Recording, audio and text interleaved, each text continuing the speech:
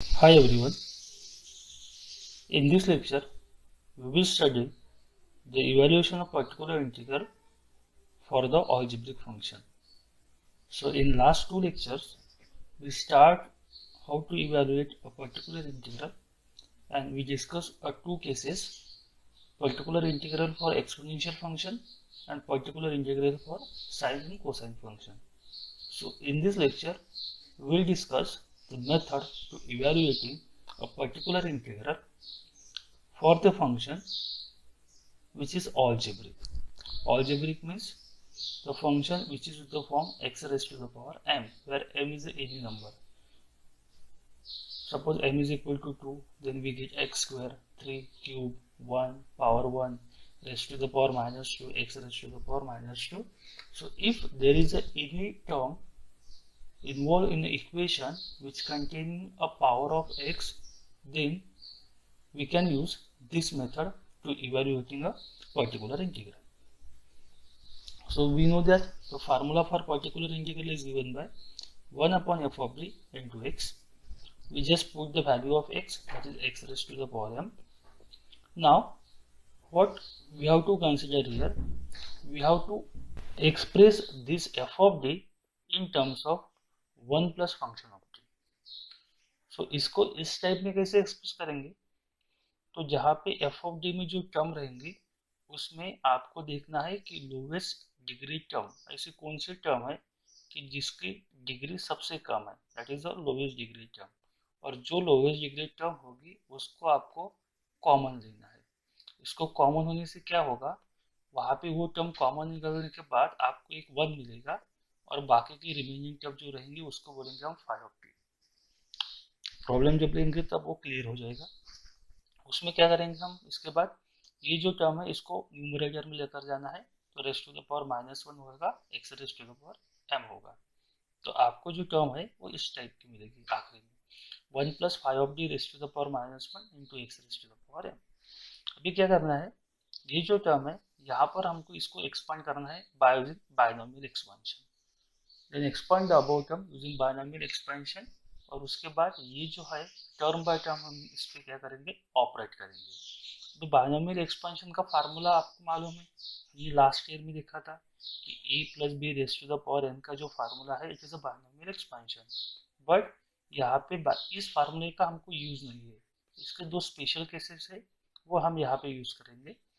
तो special cases पहली है 1 plus X raised to the power minus 1 होगा तो क्या होगा, और दूसरा है 1 minus X raised to the power minus 1 होगा तो क्या होगा। तो दोनों फार्मूले एग्जैक्टली सेम है। क्या करना है आपको, x की पावर सिर्फ इंक्रीज करना है। पहले x की पावर कुछ भी नहीं मतलब जीरो है, तो x raise to the power zero equal to 1 आ गया। बाद में x का पावर 1, x का पावर 2, x का power 3 up to so on. और यहाँ पर भी वैसी है।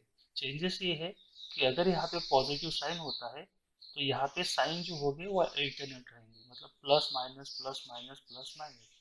और यहाँ पर अगर नेगेटिव साइन होता है तो all the science becomes positive. तो आपको ये दो चीज़ें याद में रखना है, दो फार्मूले आपको मालूम होने चाहिए इस टाइप का प्रॉब्लम सॉल्व करने के लिए। और प्रोसीजर में क्या करना है कि हमको लोवेस्ट डिग्री टर्म कॉमन निकालना है, वहाँ पे पहले 1 करना है एक टर्म को और उसको ऊपर लेकर जाकर बाद में वहाँ पे बायनोमियल एक्सपेंशन में से दोनों में से जो फार्मूला यूज होगा वो फार्मूला वहाँ पे अप्लाई करना है। ये चीज़ें अगर आपके ध्यान में रहेंगी तो इस टाइप का कोई भी प्रॉब्लम हम इजीली सॉल्व कर सकते हैं। So by using all this, you can solve one example. First example is solve d square minus 4g plus 3 into y is equal to x cube. Now we know that the first step is to convert a given differential equation in symbolic form. But here the equation is already in symbolic form, so therefore there is no need to convert into the symbolic form. So we just write a given differential equation is this. Now the complete solution is nothing but the value of complementary function plus particular integral. So left hand side जो है उसका use करके हमको क्या मिलेगा, complementary function मिलेगा अगर right hand side हम जीरो करेंगे तो, और राइट हैंड साइड की जो टर्म है उसका यूज करके क्या मिलेगा हमको, पर्टिकुलर इंटीग्रल। तो हमको इसको दो पार्ट में डिवाइड करेंगे। पहला जो रहेगा वो रहेगा to find the complementary function, और सेकंड पार्ट जो रहेगा वो रहेगा to find the particular integral. So first to find the complementary function. So complementary function निकालने के लिए हमको क्या चाहिए, ऑक्सिलरी इक्वेशन चाहिए। तो ऑक्सिलरी इक्वेशन कैसे करते हैं हम, लेफ्ट हैंड साइड की टर्म लेकर राइट हैंड साइड को क्या करना है, जीरो करना है। तो लेफ्ट हैंड साइड में जो टर्म है वो हमारे पास है D square minus 4d plus 3 into Y equal to 0। Y को भी शिफ्ट कर देंगे तो आपको ये मिलेगा, तो इसको बोलेंगे हम ऑक्सिलरी इक्वेशन। अब इसके फैक्टर निकालने हैं। तो अगर आप यहाँ पे देखेंगे तो यहाँ पर 3 है, यहाँ पर 1 है, मतलब ये प्रोडक्ट उसका 3 हो गया और यहाँ पे -4 है। तो अगर मैं दो नंबर लेता हूँ, जैसे कि -3 इंटू -1, तो -3 इंटू -1 कितना हो जाएगा, ये हो जाएगा 3। और -3 -1 का अगर एडिशन करेंगे हम, -3 -1, तो ये कितना हो जाएगा, -4। या आपके पास कैलसी है तो कैलसी पे आप इसको डायरेक्ट डाल के आपको डायरेक्ट रूट्स मिल जाएंगे। अगर मुझे सॉल्व करना है तो मैं इसको स्प्लिट कर दूंगा। तो मैंने -4g को स्प्लिट कर दिया, -g -3g प्लस 3। नेक्स्ट में मैं क्या करूँगा, इसके फैक्टर निकालूंगा। इसका एक पेयर ऐसे बनाएंगे हम और एक पेयर ऐसे बनाएंगे। तो पहले पेयर में से d कॉमन निकलेगा तो यहाँ पे बचेगा d-1, और दूसरे टर्म में से -3 कॉमन निकलेगा तो यहाँ पर बचेगा d-1 again. So this d-1 is common and second bracket is d-3। So d-1 equal to 0 मतलब d इक्वल टू 1, और d-3 इक्वल टू 0 मतलब d इक्वल टू 3। सो आपको देखना है कि इक्वेशन की ऑर्डर कितनी है, और ऑर्डर जितनी होगी उतनी ही हमको क्या चाहिए, वहाँ पे उसके रूट्स चाहिए। तो इक्वेशन की ऑर्डर 2 थी और हमारे रूट्स भी 2 है, मतलब ये करेक्ट है। ठीक है, इसके बाद रूट का नेचर देखना है इसके के लिए। रूट्स क्या हो सकता है, एक तो रियल हो सकते हैं, एक तो कॉम्प्लेक्स हो सकते हैं। तो यहाँ पे आई तो नहीं है, इसमें आई नहीं मतलब ये हो गया रियल। और रियल होने के बाद क्या हो सकते हो, डिफरेंट हो सकते हैं या इक्वल हो सकते हैं। तो 1 और 2 has a different value, so roots are real and different, और उसको बोल सकते हैं हम रियल एंड डिस्टिंक्ट। तो roots are real and distinct. So therefore the complementary function क्या रहेगा हमारा, अगर रूट्स है तो आपको क्या करना है, रियल है तो कौन सी टर्म ध्यान में रखना है, C E to the power M X. दो रूट्स है तो हमने दो बार लिख रहे हैं, दो बार सी है तो C1 C2 दे दिया, और दोनों रूट्स अलग है तो इसको बोलेंगे हम m1, इसको बोलेंगे m2। तो एक वैल्यू आपके पास 1 है और एक वैल्यू है 3 है, तो उसके बाद पुट करेंगे। तो 1 इंटू एक्स इज एक्स हो गया, 3 इंटू एक्स इज 3x। इसको आप इंटरचेंज भी कर सकते हैं, ये टर्म अगर पहले आ गई तो भी कुछ प्रॉब्लम नहीं है, ये टर्म अगर पहले आ जाएंगी तो भी हमारा आंसर करेक्ट है, ये टर्म इधर चली गई तो भी हमारा आंसर करेक्ट है। सो आपका आंसर क्या आ सकता है, C1 e to the power x plus C2 e to the power -3x, या यहाँ पर C1 होगा यहाँ पर C2 होगा, ये भी आंसर क्या हो जाएगा, करेक्ट हो जाएगा। तो दोनों में से कोई भी एक आंसर रहेगा। तो ये हो गया हमारा CF तो ऑलरेडी बहुत डिस्कस कर लिया वहाँ पर, इसलिए यहाँ ये तो आपको आना ही चाहिए। हमारा जो मेन इशू है यहाँ पे निकालना पर्टिकुलर इंटीग्रल। तो हम देखेंगे अभी यहाँ पे अलजेब्रिक फंक्शन के लिए पर्टिकुलर इंटीग्रल कैसे फाइंड करना है। तो पहले तो हमारे पास एक फार्मूला है, particular integral is equal to 1 upon F of D into X. F of D की वैल्यू हमारे पास है डी स्क्वायर -4d प्लस 3, और एक्स की वैल्यू भी हमारे पास है एक्स क्यूब। अभी यहाँ पे एक टर्म देखेंगे, ये टर्म हमारे अलजेब्रिक, और अलजेब्रिक में मैंने क्या बताया था आपको, लोवेस्ट डिग्री टर्म जो है उसको क्या निकालना है, हमको कॉमन निकालना है, बराबर। लोवेस्ट डिग्री टर्म को क्या निकालना है, कॉमन निकालना है। तो यहाँ पे अगर पहली टर्म देखेंगे तो d का पावर 2 है, दूसरी टर्म देखेंगे तो d का पावर 1 है, और तीसरी टर्म में d का पावर 0 है। तो मैक्सिमम प्रॉब्लम में लोवेस्ट डिग्री टर्म कौन सी रहेगी, जो कांस्टेंट है वही रहेगी। तो यहाँ पे ये जो टर्म है ये क्या है, लोवेस्ट डिग्री टर्म। तो इसको क्या करना है, हमको कॉमन निकालना है। तो मैंने 3 को कॉमन निकाल लिया यहाँ से, तो 3 में से 3 को कॉमन निकालने के बाद यहाँ पे 1 बचेगा, और यहाँ पर तो 3 नहीं है, तो क्या होगा, ये डिवाइड बाय 3 हो जाएगा। ये होने के बाद क्या करना है आपको, ये जो ब्रैकेट है इसको ऊपर लेकर जाना है। तो इसको हम ऊपर लेकर गए, 1 plus D square -4g raise to the power -1 into X cube. अभी यहाँ पर आप देखेंगे तो सपोज अगर ये जो टर्म है, ये पहली टर्म यहाँ पर 1 है, और ये जो दूसरी टर्म है ना, इसको मैं कंसीडर करता हूँ x। और इसका ब्रैकेट क्या हो जाएगा, रेस टू द पावर -1। तो हमारे पास ये फार्मूला है 1 + x raise to the power -1। तो ये होगी हमारी x की वैल्यू। तो ये फार्मूला अगर हम यूज करेंगे तो आपको मिलेगा, फार्मूला कौन सा है हमारा, 1 - x। तो ये x की वैल्यू है हमारे पास, प्लस x का स्क्वायर, ये आ गया x का स्क्वायर, माइनस x का cube up to so on. मतलब फार्मूला वही है 1 + x raise to the power -1 का फार्मूला। x का पावर इंक्रीज होते हैं तो पहली टर्म 1 है, दूसरी टर्म x आती है तो x की वैल्यू हमारे पास ये है, बाद में इसका स्क्वायर हो जाएगा, इसका क्यूब हो जाएगा, और अल्टरनेट साइन है क्योंकि यहाँ पे पॉजिटिव है, तो पॉजिटिव होगा तो अल्टरनेट साइन आएंगे, तो plus minus up to so on, इस टाइप का वहाँ पे आएगा। ये हमने वहाँ पे उसको एक्सपांड कर दिया। अभी सबसे मेन प्रॉब्लम इसके बाद ही चालू होगा कि हमको कौन कौन सी टर्म लेना है। तो पहले क्या करेंगे, हम इसको एक्सपांड कर देंगे।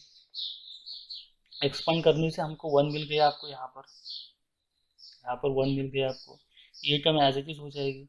अभी इसका स्क्वायर है, अभी इसको कंसिडर करेंगे हम a और इसको करेंगे b। तो a - b का स्क्वायर कितना होता है, a का स्क्वायर, मतलब d स्क्वायर का स्क्वायर क्या हो जाएगा, d square raise to the power 4। बाद में रहता टॉइस ab, तो 4 × 2 8, 8 क्यूब, प्लस b स्क्वायर मतलब 16 d स्क्वायर। यहाँ पे क्या किया हमने, a - b स्क्वायर का फार्मूला यूज किया, और 3 का स्क्वायर कितना होगा, 9। सिमिलरली यहाँ पर a - b का क्यूब लगाएंगे हम, तो a - b क्यूब का फार्मूला क्या है, a cube minus 3a² b, ये आ जाएगा, प्लस 3ab स्क्वायर, ये आ जाएगा, माइनस b क्यूब, ये मिल जाएगा आपको। इसके बाद का कोई प्रॉब्लम सॉल्व करने का काम नहीं है, क्यों नहीं करना है ये अभी आपको मैं बताऊंगा। तो यहाँ पर देखिए x क्यूब है, इसके बाद क्या करना है हमको, टर्म बाय टर्म ऑपरेट करना है। तो d मतलब क्या होता है, d मतलब होता है डेरिवेटिव। तो यहाँ पे जो टर्म है ये है एक्स क्यूब, तो एक्स क्यूब का अगर मैं डेरिवेटिव लूंगा तो इसका आंसर कितना आ जाएगा, 3x², बराबर है। अगेन इसका दूसरा डेरिवेटिव लूंगा, तो सेकंड डेरिवेटिव लेंगे तो वो आएगा आपका 6x, और अगर इसका थर्ड डेरिवेटिव लेंगे हम तो इसका आएगा आंसर 6, और फोर्थ डेरिवेटिव लेंगे हम इसका, तो इसका आंसर आएगा 0,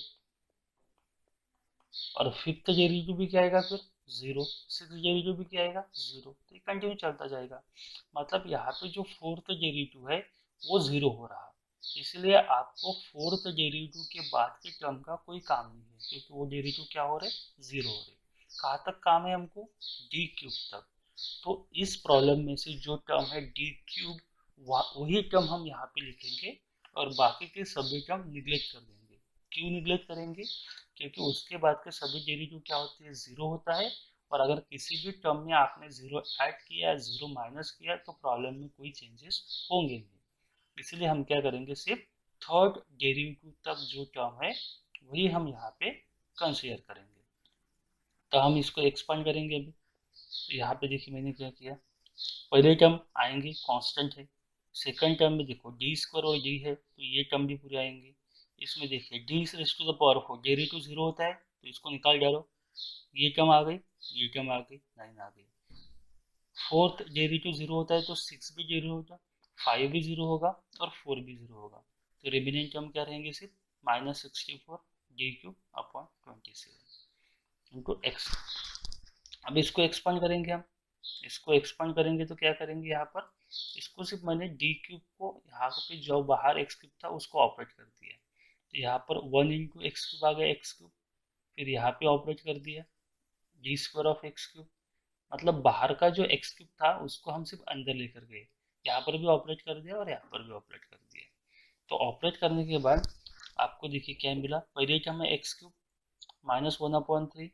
अबे x³ का पहला डेरिवेटिव क्या होता है, 3x², दूसरा डेरिवेटिव क्या होगा, 6x, यहाँ पर लिखा। बाद में थर्ड डेरिवेटिव, पहला डेरिवेटिव क्या होगा इसका, 3x², तो 4 × 3x² आ गया, plus 1/9 as it is, -8 as it is. Third derivative कितना होता, 6 होता, तो यहाँ पर लिख दिया, प्लस 16। सेकंड डेरिवेटिव कितना होता, 6 होता, प्लस 64/27 × 6। नेक्स्ट इज x³ अभी इसको सॉल्व करेंगे। -6/3 मतलब ये हो गया 2x, माइनस माइनस हो गया प्लस, 3 और 3 कैंसिल तो यहाँ पर बचेगा 4x², यहाँ पर बचेगा प्लस माइनस माइनस, यहाँ पर 3 का मल्टीप्लिकेशन किया तो यहाँ पे मिलेगा आपको 3 × 3 9 और 3 × 2 6, ये ऊपर हो जाएगा 16/3। यहाँ पर क्या मिलेगा 3 3 9 और 3 × 6 मतलब यहाँ पे मिलेगा हमको 32x/3 और यहाँ पर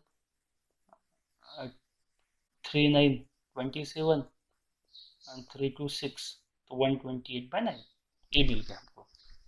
तो हम क्या करेंगे अभी लाइक टर्म को सेम रखेंगे, तो x³ की एक ही टर्म है तो इसको एज इट इज रखो, x³ की x की 2 टर्म है तो ये और ये कंबाइन कर देंगे, x² एक ही है तो इसको एज इट इज रखेंगे और कांस्टेंट के 2 है तो इसको भी हम क्या करेंगे कंबाइन कर देंगे।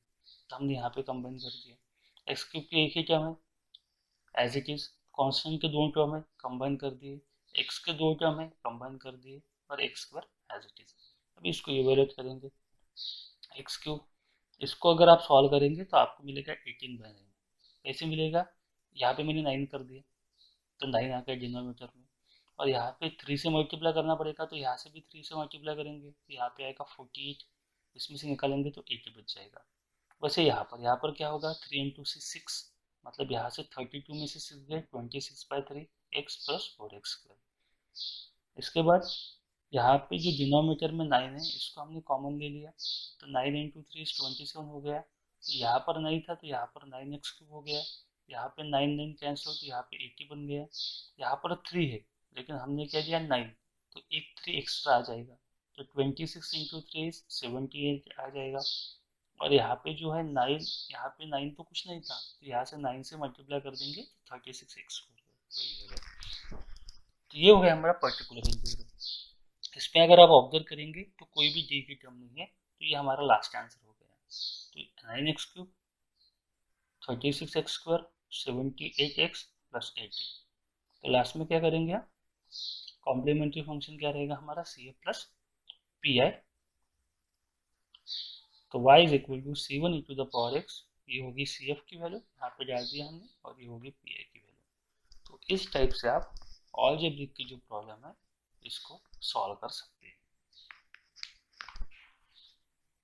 यही कंडीशन यूज करके हम एक प्रॉब्लम और देखेंगे, solve d² - 5d + 4 × y = x² + e⁻x।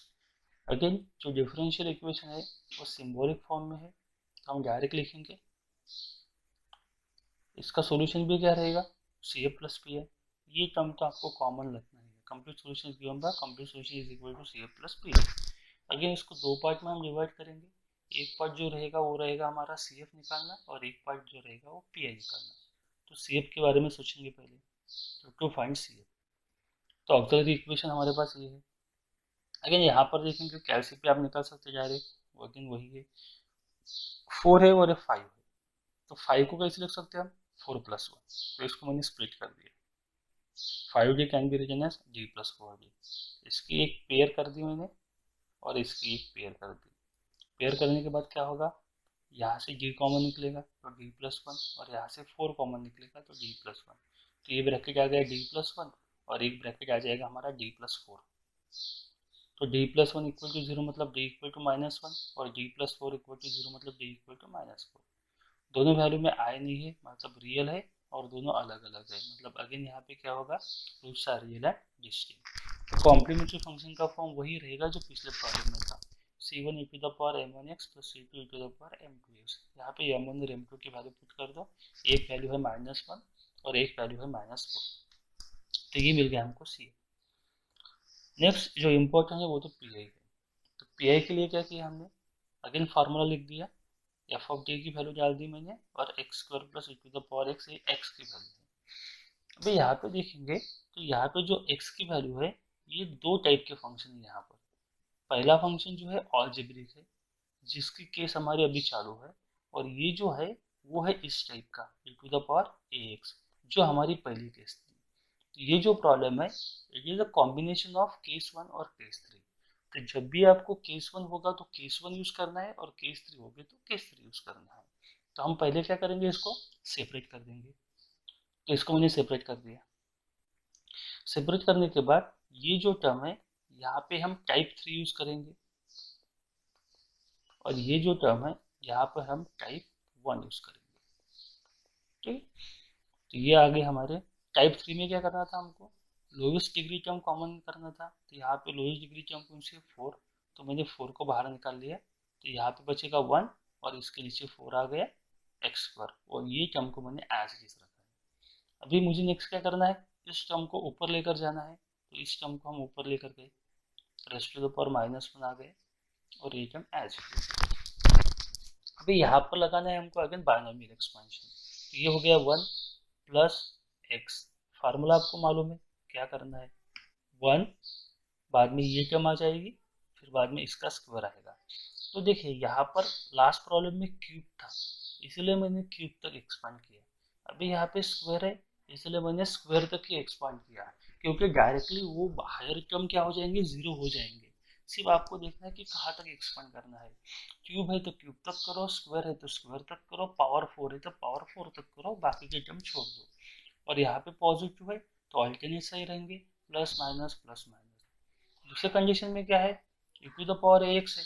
पहले केस में मालूम है आपको कि d को हमको रिप्लेस करना है a से, और ये मतलब क्या रहता है, x का कोएफिशिएंट। तो x का कोएफिशिएंट कितना है, 1, तो d इज रिप्लेस बाय 1। तो ये हो गया 1 स्क्वायर, 5 इंटू 1 प्लस 4, ये हो गया, ये तो सॉल्व हो गया। तो इसको सॉल्व करना है सिर्फ। तो हमने यहाँ पे a प्लस बी का स्क्वायर लगा दिया, A square plus twice A B plus B square, और 4 का स्क्वायर आ गया 16। तो ये तो हो गया 1/10 e to the power X. तो ये तो आखिरी तक ऐसा कंटिन्यू करना है, ये तो पूरी सॉल्व होगी, सिर्फ पहले टर्म हमको देखना है। अभी यहाँ पे इसको क्या करूँगा मैं, एडजस्ट कर दूंगा। एक्स स्क्वायर का पहला डेरिवेटिव क्या होता है, 2x, सेकंड डेरिवेटिव क्या होता है 2, और थर्ड डेरिवेटिव क्या हो जाएगा 0। इसीलिए यहाँ पर फोर्थ डेरिवेटिव और थर्ड डेरिवेटिव का कोई काम ही नहीं है, क्योंकि वो ऑलरेडी 0 हो जाएंगे। तो उसको क्या करेंगे, हम निकाल देंगे। यार इस टर्म में वही किया हमने, या डायरेक्ट ऑपरेट करके देखो आप, वही आंसर आएगा। तो मैंने क्या किया, बाहर का एक्स स्क्वायर था उसको डायरेक्ट ऑपरेट कर दिया। तो पहले टर्म आ गई, फिर इसमें 2 टर्म थे तो इसमें एक्स स्क्वायर आ गया, इसमें 3 टर्म थे तो इसमें तीनों इसमें एक्स स्क्वायर आ गया, और बाकी के टर्म एज इट इज। अभी यहाँ पे देखेंगे हम, X square as it is, 1/4 as it is. अभी एक्स स्क्वायर का डबल डेरिवेटिव होना आपको, तो पहला डेरिवेटिव होगा ट्वाइस एक्स, दूसरा डेरिवेटिव होगा 2, यहाँ पे 2 आ गया। एक्स स्क्वायर का पहला डेरिवेटिव ट्वाइस एक्स आ गया, दूसरा डेरिवेटिव 2 आ गया, थर्ड डेरिवेटिव 0 आएगा, तो फोर्थ डेरिवेटिव भी क्या आएगा 0, तो ये 0 हो गया। थर्ड डेरिवेटिव भी क्या हो गया 0, तो ये 0 हो गया। तो सेकंड डेरिवेटिव आ गया 2, यहाँ पे 2 आ गया, ये टर्म एज इट इज। तो अभी यहाँ पे क्या मिलेगा हमको, एक्स स्क्वायर पहले टर्म एज इट इज, बाद में 1/4, 2 प्लस 5 इंटू 2 10x हो जाएगा, 1/60, ये 0 ये 0, ये हो जाएगा 50। इसको अरेंज कर देंगे हम, तो जो एक्स स्क्वायर, इसको इवेलुएट करेंगे आप तो आपको ये टर्म मिल जाएगी। सिंपल ब्रैकेट में से इवेलुएट कर दो आप, तो आपको ये आंसर मिल जाएगा। इसके बाद ये एक्स स्क्वायर की टर्म है, ये एक्स की टर्म है, और ये कांस्टेंट है, तो इसको कंबाइन कर दो। इसको कंबाइन करेंगे तो क्या मिलेगा, इसको 4 कर देंगे तो नीचे 8 आएगा, यहाँ पे 4 आएगा, तो 25 माइनस 4 इज 21, ये मिल जाएगा आपको। और एक काम और कर सकते हैं हम, इसमें से 8 को हम कॉमन निकाल सकते हैं। तो 8 को कॉमन निकालने के बाद ये हो जाएगा 32, यहाँ पे आएगा 8, यहाँ पर 2 और ये है, मतलब यहाँ से 4 से मल्टीप्लाई करना पड़ेगा, तो 4 इंटू 5 इज 20, और यहाँ पे 21। ये हो गया हमारा पर्टिकुलर इंटीग्रल। लास्ट में क्या करेंगे हम, कॉम्प्लीमेंट्री फंक्शन क्या रहेगा, C F plus P I. तो सी एफ और पी आई को हमने ऐड कर दिया, वी गेट द आंसर। एक और प्रॉब्लम लेंगे हम, जो कि और थोड़ा कॉम्प्लिकेट हो सकता है, because it is a combination of 3 cases. अगर आप यहाँ पे देखेंगे तो e to the power twice X है, केस 1 का प्रॉब्लम है, साइन 2x है, केस 2 का प्रॉब्लम है, और एक्स स्क्वायर केस 3 का प्रॉब्लम है। तो इस टाइप का प्रॉब्लम भी आपको आ सकता है। तो यहाँ पे तीनों केसेस जो हमारे ऑलरेडी हुए हैं उसकी रिवीजन हो जाएंगे।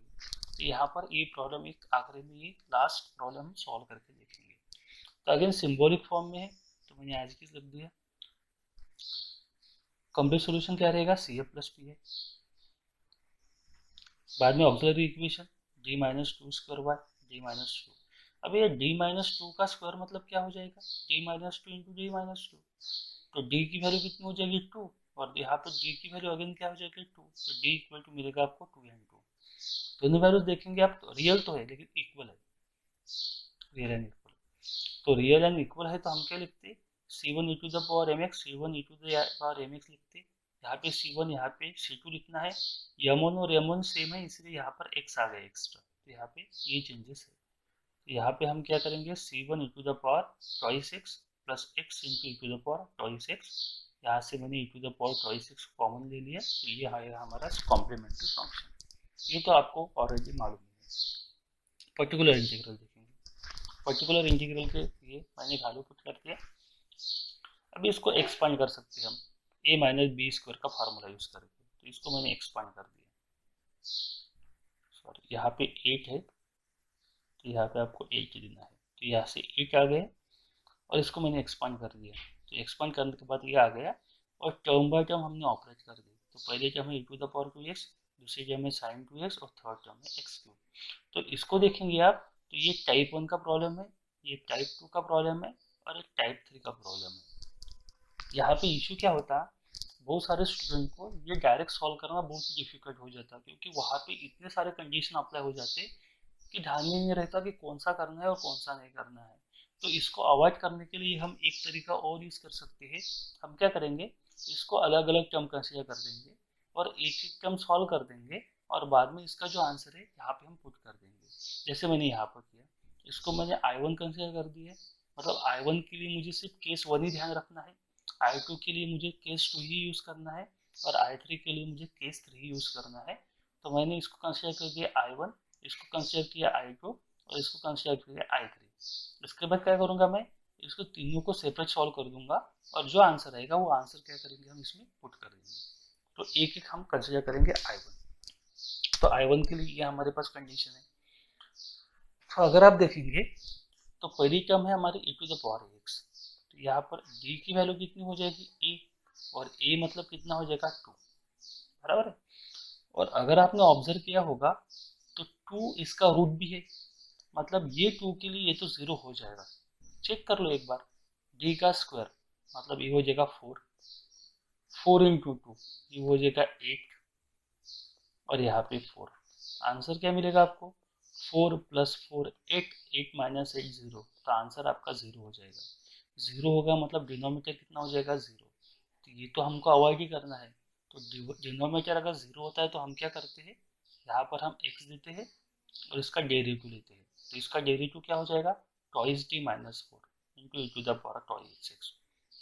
और अगर आप ऑब्जर्व करेंगे डी की जगह पे अगर मैं 2 रखता हूँ तो 2 इंटू 2 4 हो जाएगा और 4 माइनस 4 अगेन 0 हो जाएगा, मतलब अगेन एक केस फेल हो रही है।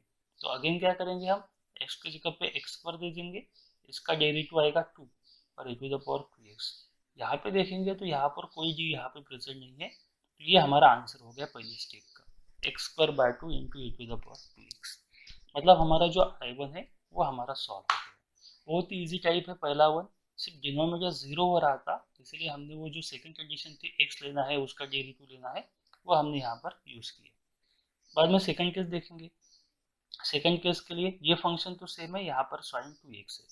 साइन एक्स में क्या करते हैं, हम डी स्क्वायर को रिप्लेस करते हैं और किससे रिप्लेस करते हैं ये देखना है आपको। ये कितना है 2, तो 2 का स्क्वायर कितना हो जाएगा 4 और उसका निगेटिव लेना है मतलब -4।